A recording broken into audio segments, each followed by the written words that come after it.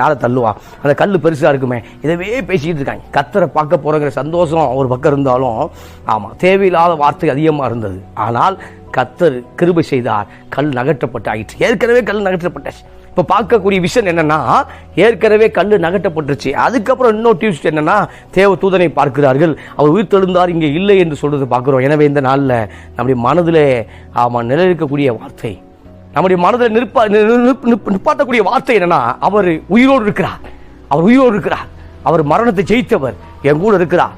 ஆமாம், எனவே அவர் இயேசுவே என்னை விடியும், இயேசுவே என்னை தப்புவியும், இயேசுவே என்னை ரட்சியும் என்று ஜெபிக்கும் பொழுது நிச்சயம் ரட்சிக்க அவர் போதுமானவர் இருக்கிறார். இயேசுவின் ரத்தம் ஜெயமாக இருக்கிறது.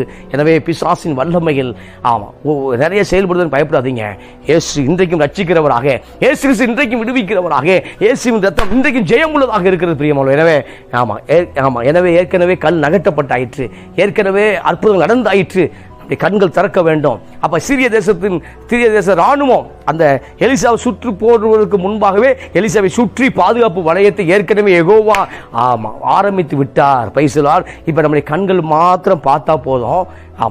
நம்ம பயமெல்லாம் போயிடும். எனவே நம்முடைய ஆவிக்குரிய கண்கள் திறக்கப்பட வேண்டும். திறக்கப்படும் பொழுது அந்த ஜீவாதிபதியாய் இயேசுவை நாம் பார்க்க முடியும். ஆவிக்குரிய கண்கள் திறக்கப்படும் பொழுது நிச்சயமாய் அற்புதம் நடைபெறும். எனவே உங்க வாழ்க்கையில சில கல்களை போல உணர்ந்தால் நிச்சயமாய் கல்லும் கரையும்.